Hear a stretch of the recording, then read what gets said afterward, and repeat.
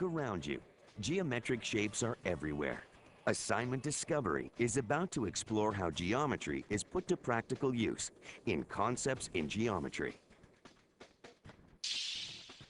First, we'll discover how one geometric shape helps make bridges strong in triangles, bridges of support. Bridges have been built to cross waterways, roadways, and valleys for centuries. But as the weight of loads carried across bridges increased, better designs were needed for support. The triangle is a key design for bridges because its structure can withstand the many different forces acting upon it.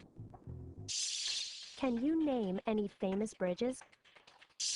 I know of the Golden Gate Bridge in California, and I know it's one of the biggest in the world. It's known for its beautiful architecture. George Washington Bridge, because drive over it all the time. Like to go under it rather than over it because I think it's cooler. And the George Washington Bridge and the Verrazano Bridge in New York City, and they go along with the New York skyline and make New York what it is, and it's really, really beautiful. I know that the Golden Gate Bridge is a suspension bridge. We travel over them every day. We assume they are safe to cross, and we trust them with our lives. People have always relied on bridges, but what is it about the structure of bridges that makes them strong and supportive enough to hold us?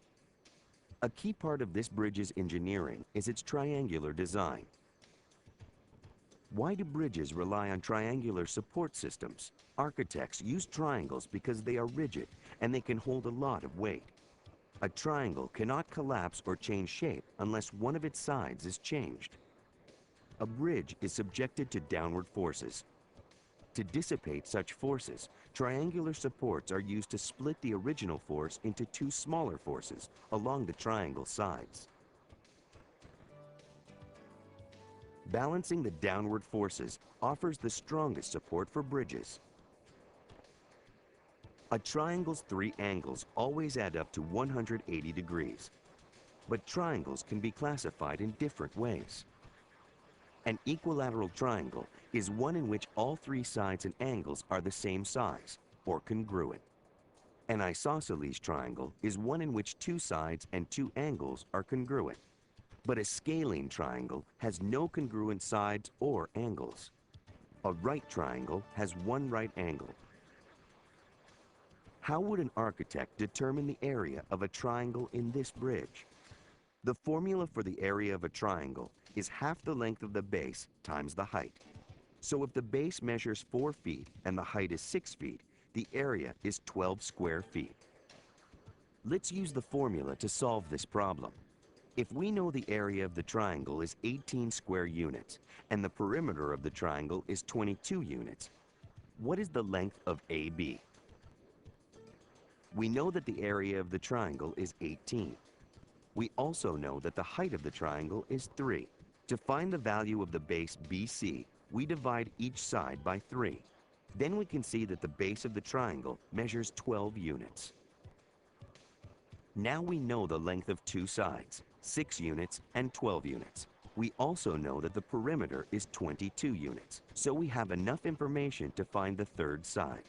AB is 22 minus 12 minus 6, so the length of AB is 4 units. Modern-day structures are not the only ones that rely on triangles.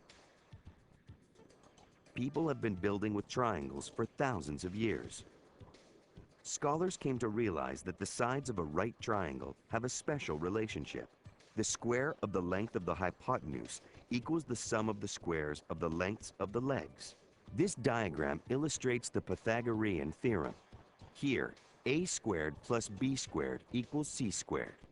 If we know the lengths of two sides of a right triangle, we can use the Pythagorean theorem to find the third. Let's look at a more detailed picture. In this example, side A is 4 units high. The square of side A is A times A.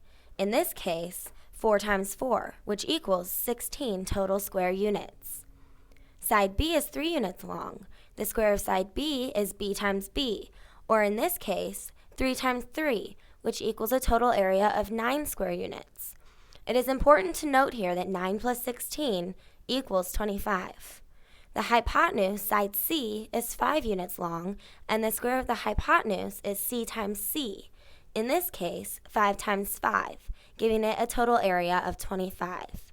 That means a squared plus b squared equals c squared, or 4 squared plus 3 squared equals 5 squared. Let's use this theorem to find the third side of the right triangle in this bridge. We already know that C, the hypotenuse, is 45 feet, and that A is 27 feet.